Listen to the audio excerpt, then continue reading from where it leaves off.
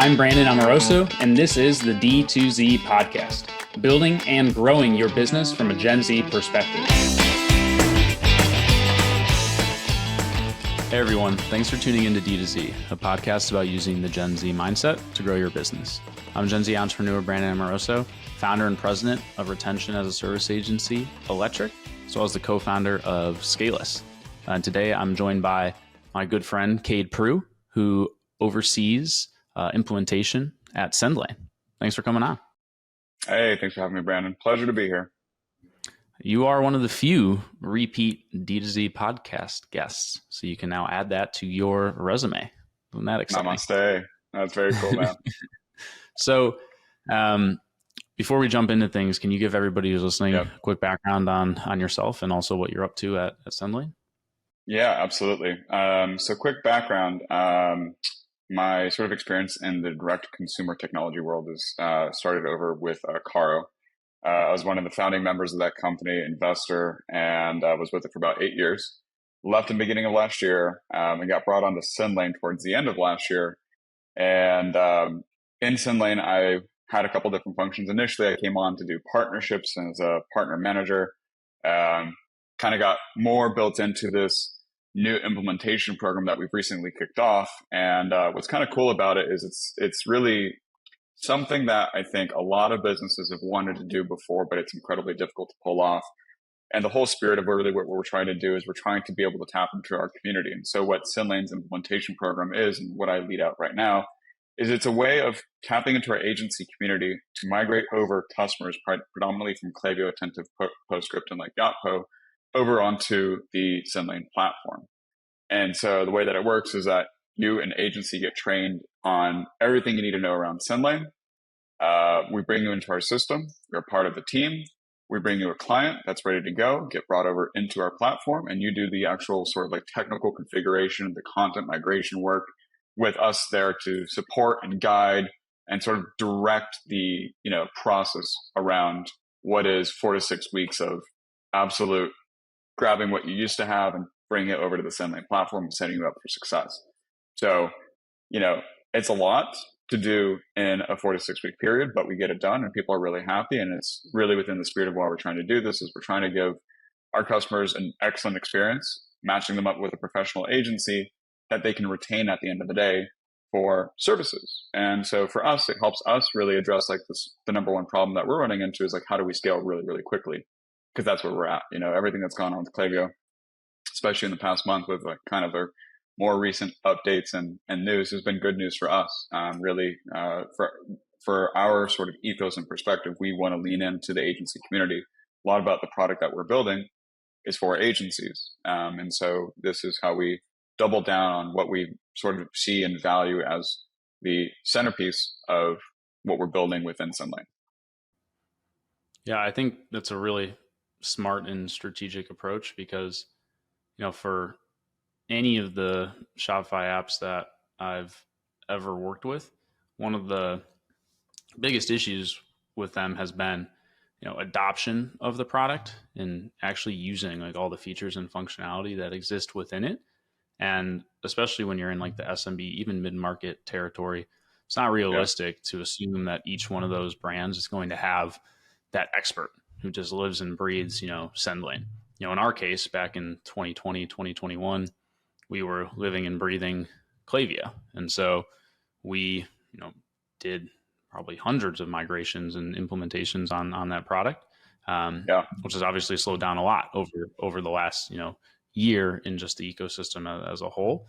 So the other thing that I've always thought about is if you're a software and you have sort of a all-in-one like white glove service team and the product as well, what happens if, one of your clients gets matched up with somebody on the implementation team who, maybe they don't like, or, the migration doesn't go super well. Well, now they're churning from the product as a whole versus if they were using an agency or a freelancer, they're just going to move on to another freelancer or another agency. They're not going to change from the software provider, which at the end of the day is where the enterprise value is for the company. So I think it makes a lot of sense.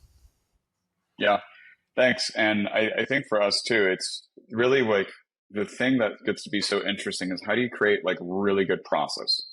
that is the key to success within all of this is like, how do you do something that really like not only takes into account the scale of your clients, but also the scale of your agencies? And how do you predict out, what growth is going to look like so that you can start a process around, hey, how do we bring on another 10 agencies? How do we get them ready to go? And what does that look like? How do you have a checks and balances sort of like system in place?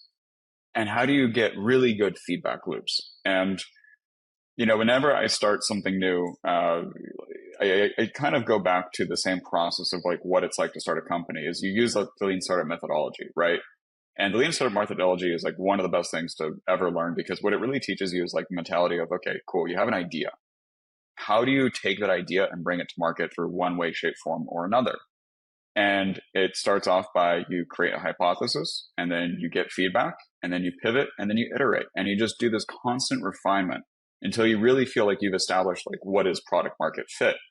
And so really similarly with this program, like one of the wonderful things about this, everybody's excited about this. I mean, like you talk to an agency about it and they're like, I'm in.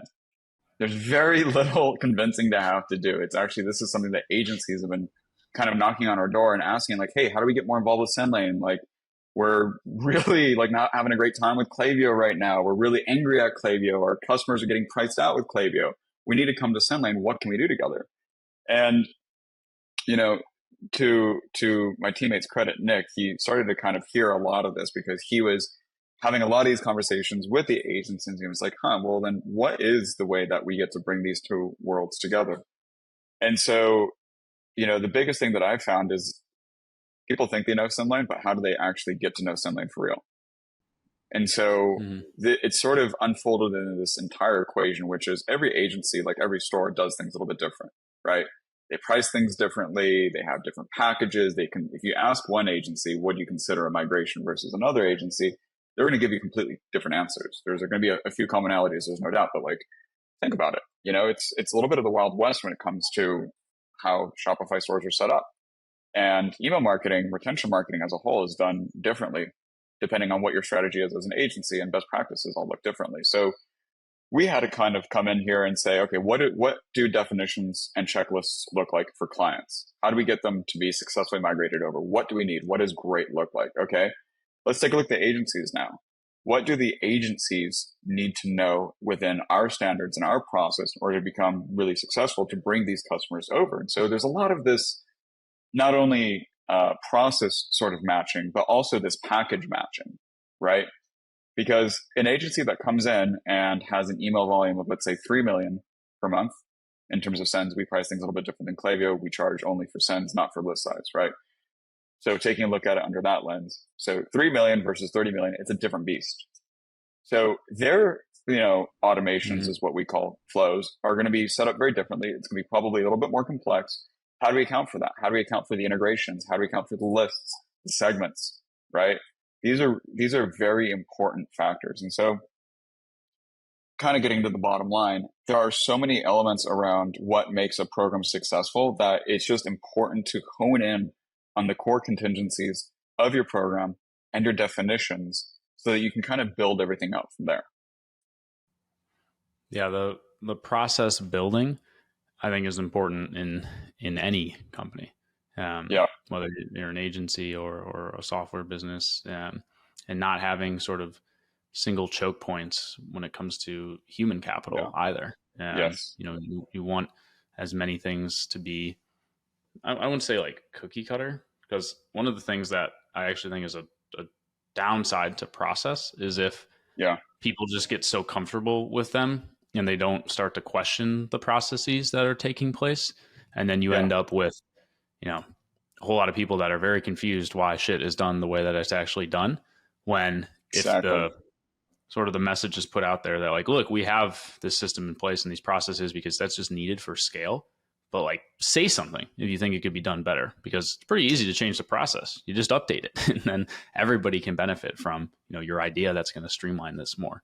100%. So like, we were super process oriented at Electric, but I tried to make sure that it was clear to the team that nothing is set in stone, and you're actually expected to question the process and to question all the things that we're doing on a daily basis and whether or not there's ways that they could be done in a more optimal fashion. But I think the hardest part for as an agency, you're bombarded by new tools and technologies all the time, especially over the last 2 years. It feels like there's, you know, 85 different Shopify apps that come up every week that do, Yeah.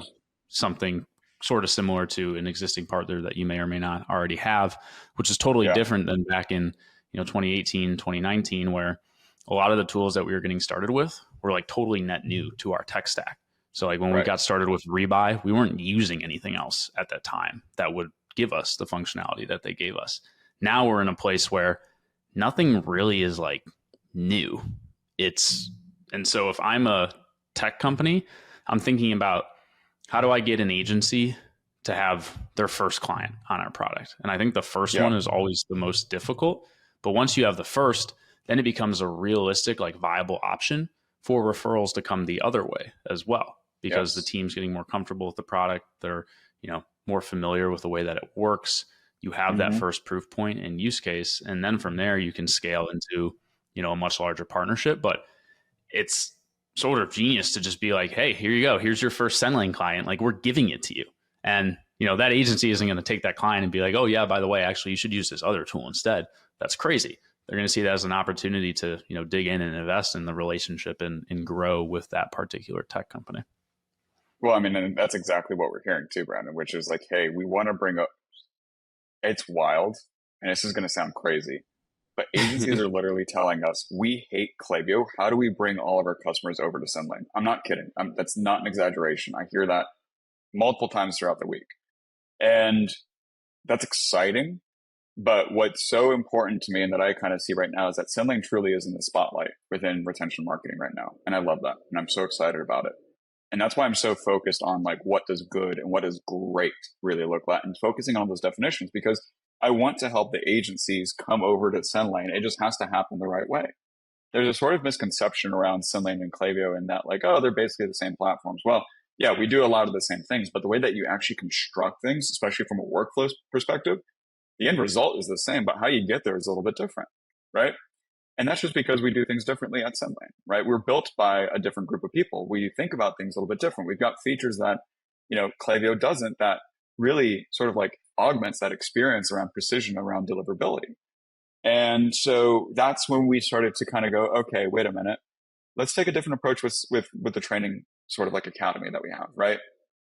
And so we created this like multi-tiered approach, which is like, if you're interested, great, you go through, like content training, which is, okay, you take a look at, the differences between understanding something versus Klaviyo right off the cuff. You got to understand that. Take a look at automations. How do you build automations? How does the tagging system work, which is something that Sendlane is sort of famous for, which is leveraging the tagging to build your own sort of like retention algorithm on message deliverability. So that's been really interesting. And so you kind of start at this like gradient where you go, okay, here are the basics, give me feedback. And then as we get the feedback on it, we do these breakout sessions between, the agency and usually our founder, Jimmy, to do a one-on-one. And what's really cool about that is they actually get to know Jimmy, have a one-on-one with them. He answers the questions, gives them like a demo on any of the features that they're like still wanting to get like further clarity on. And then they come back to us and they do a little bit more. And then we have that same feedback loop system until we get them into a good place where we say, okay, good. You feel ready. We feel ready. Let's bring in your first client. And that's kind of like that magic moment where we're in Slack, we're all together, and we're like, hey, I want to introduce you to your new implementation partner, so-and-so from this agency. And we do a big kickoff call. And what's been so interesting about that truly is not only is this like been such a point around process and why process is so important and training and why training is so important, but setting expectations up the right way and setting up the value, right? And one of the things that I kind of like experienced recently around this to kind of like paint the picture around like what this program was like is I sit in on every meeting, which is, it's hard to do because there's not a lot of time in the day, but I do sit in on every meeting that there's a handoff between sales to implementation, right? So contract is signed, you're good to go. Everybody's in Slack. I jump in and I say, hey, let's have a quick connect and just hang out for 30 minutes between me, one of my implementation managers and the client. And I get to know them and I talk to them. I find out where they're from. I find out what they're into. I find out a story about like why they even started the brand in the first place. And I try to really understand where are they in their journey within email marketing? Do they do the email marketing? Do they have a team that does the email marketing? Like, just help me understand that. And then I basically run them through what this implementation program is really about. hey, over the next 4 to 6 weeks of implementation, here are the 4 phases. And here's what goes into it. And here's what you need to know. And here's what you're going to be responsible for in this journey. Here's what your partner is going to be responsible for. The thing I really hone in here is that no matter what you do with us, we're going to make sure that you're taken care of. Like, we got you, right? And so what we tell people is like, hey, look, we're going to be pairing you with an expert implementation agency. They've done these implementations before and they've undergone hours of training. So when you come on board, you're going to be in good hands. And these people are expert email marketers. So they're going to be doing, X, Y, and Z for you. And if at the end of your journey, you want to retain them, you totally can. Each one of these partners that come on board as Sendlane have a special offer for Sendlane clients. But if you say to me, Cade, I really do need an agency because I'm wearing too many hats and I'm just not sure about this fit, it's okay. Like, we've got a network of so many agency people that we can connect you with, and we do that for you as well. So if it's not this one, but there's another one that we can connect you with, well, then we got you. But if, like, for example, you just don't have the budget or the bandwidth or whatever it is, and you can't, retain an agency partner, well, then we actually do have a CS team that can put together a plan for you for the next 12 months and kind of like carry you through a success plan to get you to your retention goals. And so it's about this communication and this feedback and setting these expectations up front so that they can understand what is this experience that they're about to embark on. And what's great about this is I find that every single time I do this and I talk to a customer about it, they get so excited, Brandon. I mean, like, genuinely, sometimes people will show up with the camera off, kind of disengaged, kind of like, all right, whatever, procedural meeting. Why do I got to be here? By the end of it, cameras are on. People are excited. They're asking me about the program. They're going, oh, this is really cool. Like, I can't wait to meet my partner. And that's the experience that we want to bring. We want this to be an exciting thing. You just had this incredible journey with one of our, our account executives for the past like 2 weeks or 2 months, whatever it was. Let me make sure that you feel the value of that relationship as you're getting brought over to Sendlane. Nobody likes a weird cold handoff. That doesn't feel good to come onto a new platform and you just made a relationship with this, guy who brought you to this point and then you never see him again and then you're off with some strangers. That's lame, dude. That's not how you do this. And that's also not how we like to do things in like Sendlane in the first place. It's like, why do people come to Sendlane? Well, one, it's value, and two, it's because support is really good at Sendlane. Those are the common complaints that we hear about, and so those are the things that we double down on to make sure that like people get that with us. So anyhow, I'm honestly so excited about this program, and there's just so many good things happening. I could talk about this for hours. Well, I'll go back to one of your previous comments. The sort of, I haven't been in ecom for that long. Well, I guess it's getting kind of long at this point. It's coming up on 5, maybe 6 years. But the thing that I've noticed is about like every year, there's sort of a new app that everybody loves to hate. And it can also be a category as well. But when things were really starting to take off between us and Klaviyo, everybody hated Attentive.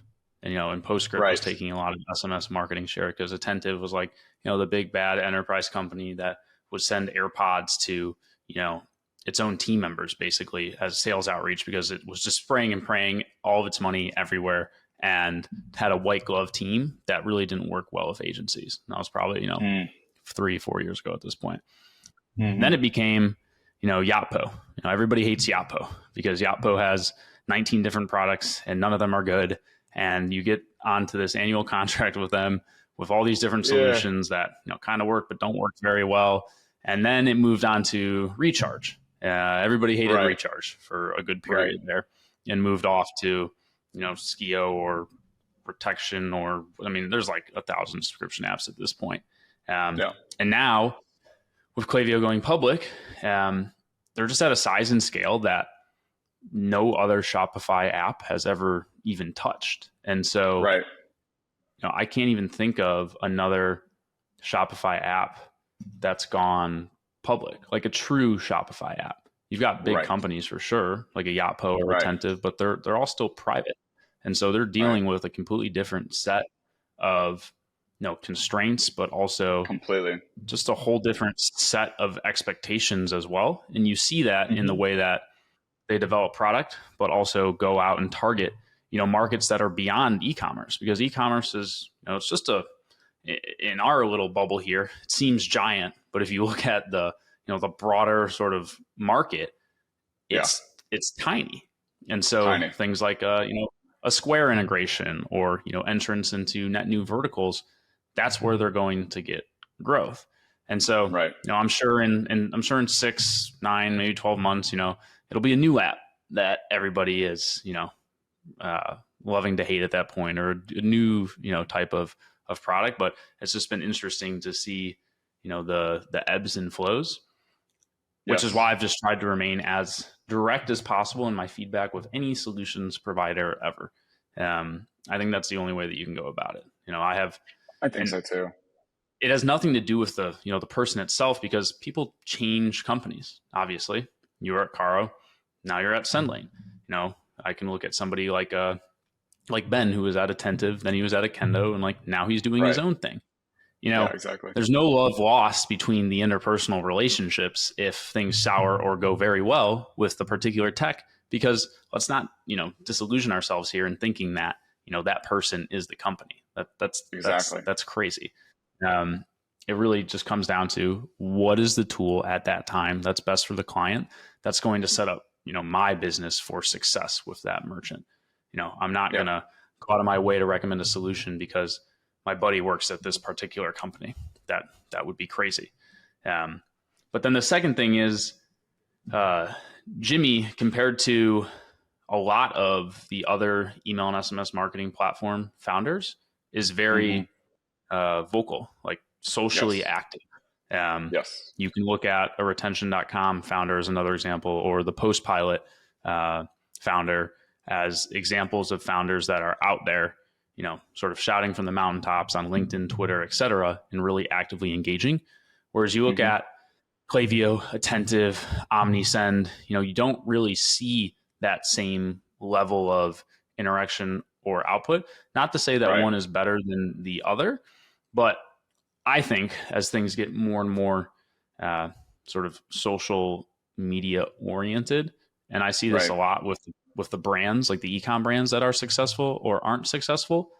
The ones that are the ones that are founder led, who have that that person who's that voice for the company. And Yep. people people shop a story, they shop because they relate to a person. I Hmm. think the days of, like from a brand standpoint, Nike is Nike. So like that's a totally Right. different example. People shop Right. Nike. But now all the new startups that people are shopping from, they're shopping from it because the founder has a story that they can relate to. And like that's why the product came to market. Like one of our Right. former clients, Imi, their whole thing is around healthier ramen. And that came out of an Hmm. entire sort of childhood and background and family story around That's the cool. product. And people connect to that. If you Hmm. removed the two Kevins from that business, it wouldn't be a business. Nobody It would wouldn't give a feel the shit. same. But have, having that founder there, I think, is becoming more and more important, especially in the social spotlight. Totally. And I think there's a few different things there to unpack too, which is like, as a company does go public, its priorities are completely different. And I have friends who work at Klaviyo, and I know it's an excellent product. There's no doubting about that. But the way that that shakes out and creates an experience for the customers really changes. And that's kind of one of the strong advantages about being at Sendlane right now, which I found is the sort of attitude that we all have across the board. And it really also, to your point, kind of comes from this really unique angle that Jimmy's taken on being so accessible, so vocal, and so honest on social media. It's why people gravitate him so much, but it's also why we get the feedback that we do. And going back to that same sort of like mentality of like lean startup, it's like we do a pretty decent job right now. More importantly, it's like how we're planning on getting the feedback loops in place so that we're really making sure that not only is the product what people need it to be, thinking about what features don't exist today that could exist tomorrow, that it's not even a Klaviyo versus Sendlane thing. It's just a general like retention and email marketing thing, right? Exists, but also what are the products that we offer from an internal standpoint? Like how could implementation be the best that it could be? How can success be the best that it could be? What do you guys need from this as a program and as an experience? And so the way that I really think about implementation is like it's one piece of the puzzle in terms of the whole customer experience. And what we're really talking about internally and trying to optimize for is how do we create the best customer experience humanly possible? from the moment you're engaging with the team or Jimmy that you're working within the product to when you come over to our side to join the actual company.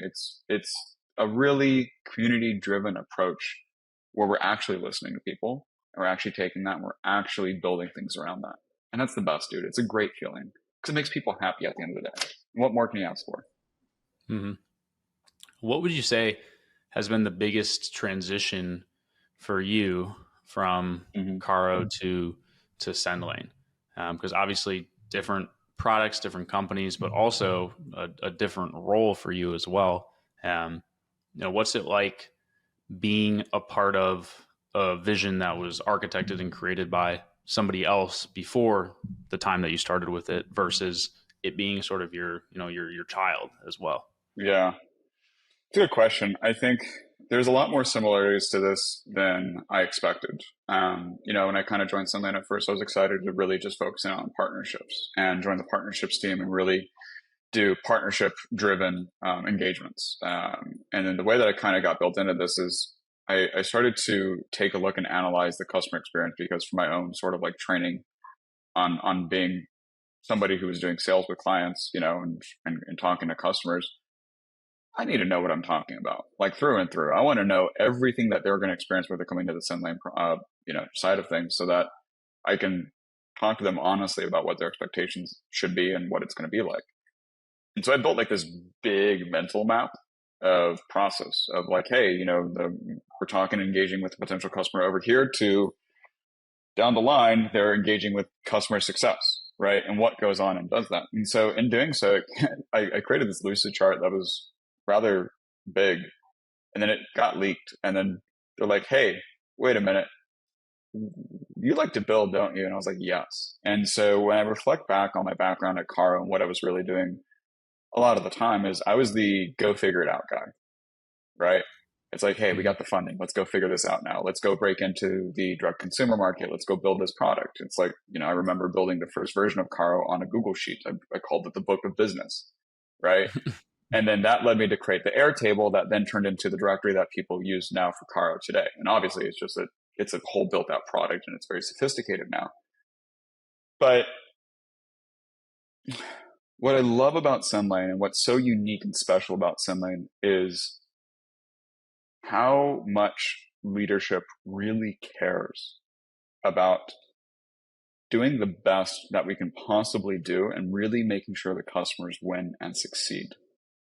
And that sort of mentality is so baked into our DNA and it's baked into everything that we do, such that I find myself really excited to figure out ways of knowing that I can build things to make the experience as great as humanly possible, because that is the mission number one, right?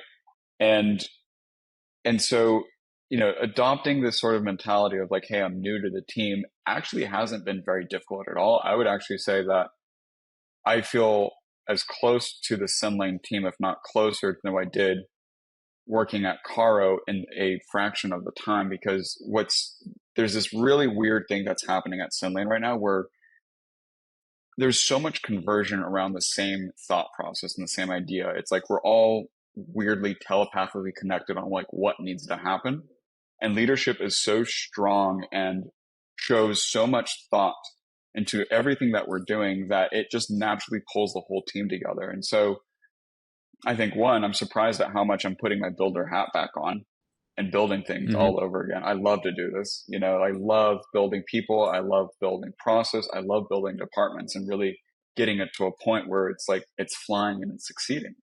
Um, and I think too, I love the fact that, for me at least, Sendlane is kind of where I left off with Carro, right?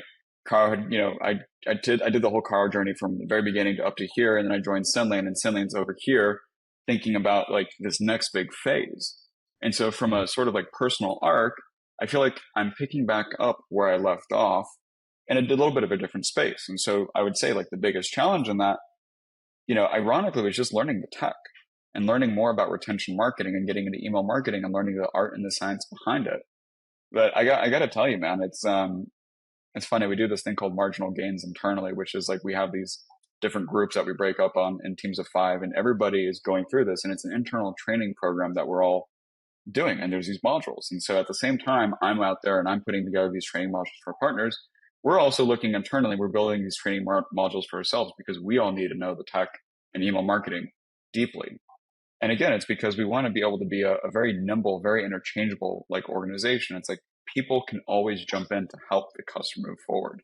There's this sort of like product expertise and knowledge that we all have to get. And so there's just so much thought process and leadership and insight that's being driven to the touch points along the way, that it's all to build a foundation to help us really, rise to the occasion of doing that 10x moment, right?